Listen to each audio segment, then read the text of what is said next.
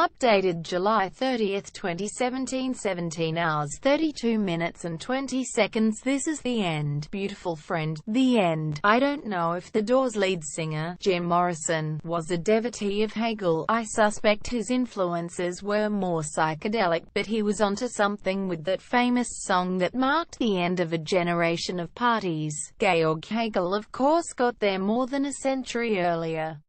The German philosopher had his vision of the end in 1806 when he glimpsed the Emperor Napoleon riding past after defeating the Prussians in the Battle of Jena. To Hegel, Napoleon was the world spirit. His world domination marked the end of history. He was the golden age. Humanity had reached its absolute. Of course, history did not end.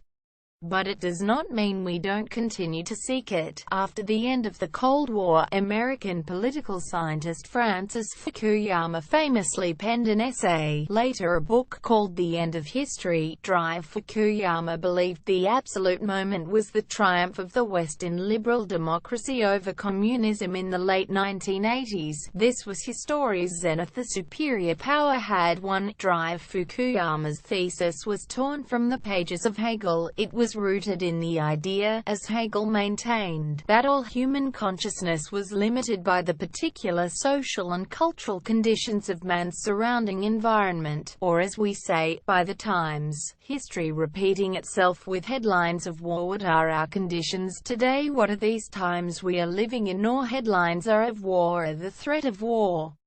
Our politics is divided. Inequality is rising. Terrorism is global. The climate is changing. Economic growth is anemic or uncertain. There is suspicion and fear in the air, and demagogues only too willing to exploit it. The Bulletin of Atomic Scientists, comprising some of the world's great minds, has moved the doomsday clock 30 seconds closer to midnight. I have spent much of the year contemplating these end times. Just this day I pulled from my bookshelf a collection of tomes, written by respectable, intelligent authors and thinkers, all forecasting doom. Here are just some of the titles: Grave New World, The End of Globalization and the Return of History, The End of the Asian Century, The Strange Death of Europe After Europe, and How Will Capitalism End? Are we living through our own apocalypse? Certainly. The world looks very different from the one Dr. Fukuyama rushed to exalt 3 decades ago. History did not end. It is back with a vengeance. The post-Cold War world has been marked by a return of tribalism and nationalism, Islamic fundamentalism, and a hankering for nostalgia. Globalization, the free movement of goods and people, has created its own blowback: reimposed borders, suspicion of immigration, weakening faith in multilateralism. These are the hallmarks of the new populism, exemplified in the Brexit vote or the election of Donald Trump. Indeed, the Trump presidency, with its slogan "To Make America Great Again," raises questions about the role of the United States as the ballast of the post-World War II global order. It is still too soon, and the president himself too erratic, to draw any hard conclusions. Mr. Trump has withdrawn the